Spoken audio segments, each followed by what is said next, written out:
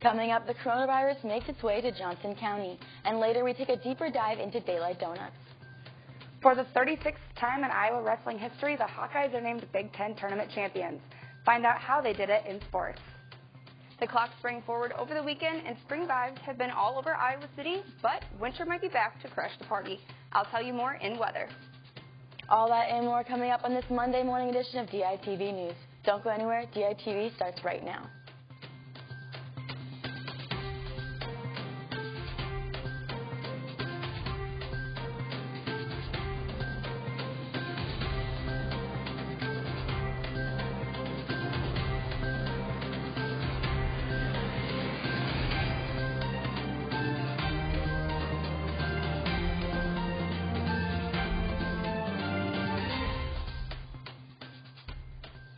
Good morning and thank you for tuning in. I'm Emily Callahan.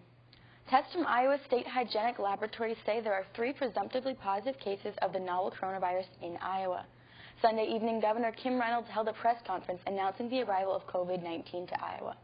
According to the Iowa Department of Public Health, the 3 individuals are from Johnson County and had recently returned from an Egyptian cruise. 2 of the infected are between 60 to 80 years old, and the 3rd individual is middle-aged. 2 of the patients also had underlying health conditions. None of the infected required hospitalization and instead are recovering at home in isolation. Governor Reynolds advises that Iowans stay home from work if sick and continue to wash their hands thoroughly. Reynolds is working with other governors and the President's National Coronavirus Task Force to minimize spread of the virus. A 24/7 public hotline has been established for Iowans with questions about the coronavirus, so if you have any concerns, dial 211. For details on the story, check out the print edition of the Daily Iowan on stands now.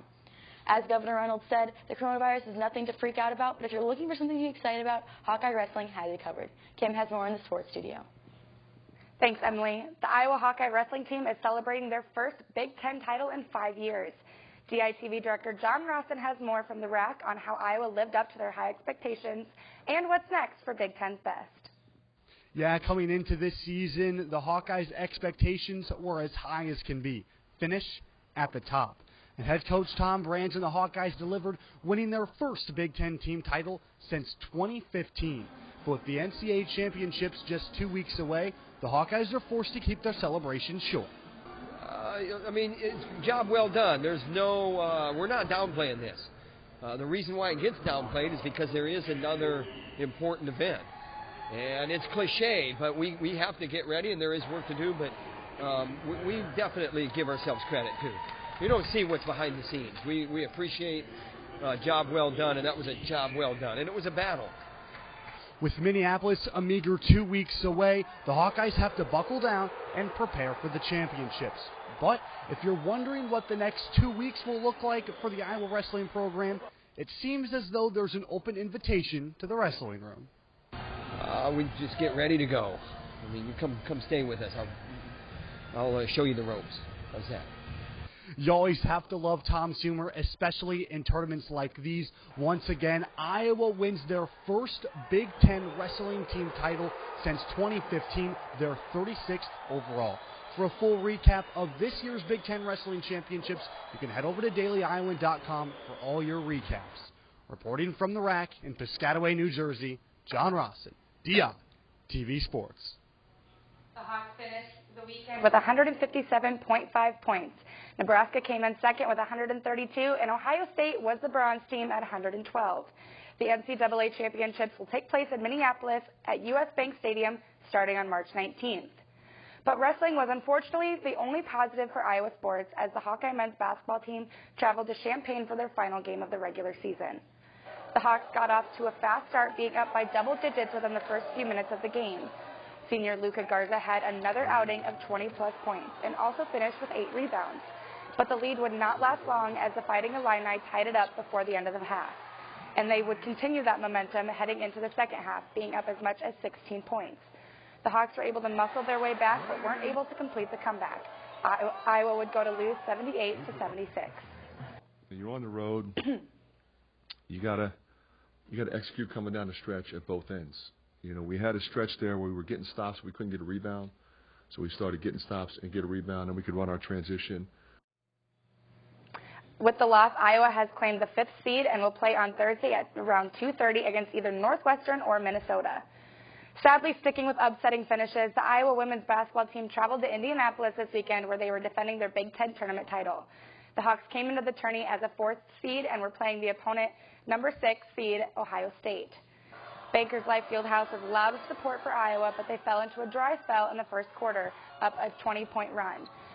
From there on, they continued to try to claw back into the game, but the buckets would not fall. One of the leaders of the team and Big Ten Player of the Year, Kathleen Doyle, went down twice during the game with injury, but she would not let that keep her down as she returned both times. Hers and the rest of the team's resilience to get back into the game was just not enough, as Iowa lost to the Buckeyes 87-66. As far as kids, I don't know that they're going to really get much out of this game as far as, rehashing it and watching it over and over again, except for destroy their confidence. And I don't want to do that going into postseason. So I kind of want to remind them of the good things that they've done so far, and try not to, like I say, show this film a whole lot for them. But us coaches certainly can learn.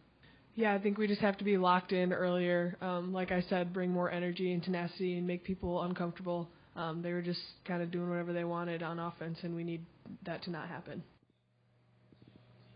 Even though the women lost, they still have a chance to host part of that women's NCAA tournament here in Iowa City.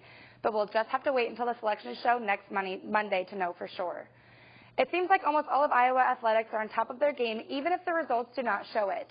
And we've got even more sports to cover, so come back tomorrow for more. Emily, back to you. Thanks, Kim.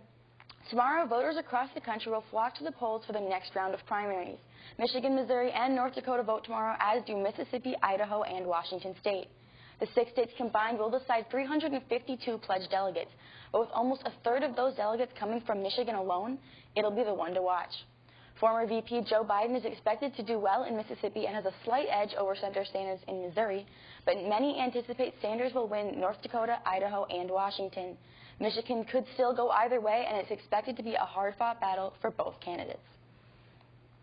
9 months ago, Daylight Donuts closed due to the sale of their building, but today they have a new location opened in Iowa City that will guarantee customers delicious, fresh donuts.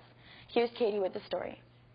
If you're a donut lover like me, then you probably heard of Daylight Donuts. It's the new hotspot in Iowa City, but what makes this donut shop different than the others? Daylight Donuts originally opened back in 2011, but after the selling of the building, they were obligated to close. 9 months after, they made a new location that is now open here in Iowa City. Owner Scott Ward is excited for their new location and to sell fresh donuts. Originally in 2011 when we opened our first store, there really was nobody in Iowa City doing, fresh-made donuts. They open for customers as early as 6:30 a.m. Their main focus is to serve the freshest donuts you can get, making them early each morning. We really are kind of your classic old-fashioned neighborhood donut shop. We do everything the old-fashioned way. Everything's made from scratch every day. It's super fresh. At 6:30 if you come in, you're going to get a hot donut. If you're looking for something sweet to start off your day, come check out Daylight Donuts. Reporting at First Avenue, Katie Wadman, DITV News. Thanks, Katie. I could really use a warm, fresh donut this morning with how cold and rainy it's been, but Melissa has more on the weather for us in the weather studio. Thanks, Emily. Temperatures are going to be on the warmer side today. We're going to have a high of 56 degrees, but it will be rainy with a 100% chance that it's going to come down all day. As we move into tonight, the temperature will drop to 34 degrees, and we'll have some rain showers mostly in the early evening. Now let's take a look at the extended forecast. On Tuesday, it will be partly cloudy with a high of 52, a low of 39, and a 50% chance of rain in the evening. On Wednesday, it will be partly cloudy with a high of 55. On Thursday, we're going to see some rain and have a high in the mid-60s. And as we move into the second half of the week, on Friday, it will be partly cloudy with a high in the low 50s. And unfortunately, on Saturday, we have a chance to see some rain-snow mix and a high in the mid-40s. Iowa City, for you to stay dry today, you're going to need an umbrella and your rain boots. Emily, back to you. Thanks, Melissa. That's all we've got for you on this Monday morning. Be sure to head over to dailyon.com for all your latest news and check out our print edition of the news on Stands Now. For DITV News, I'm Emily Callahan. Have a great day, Iowa City.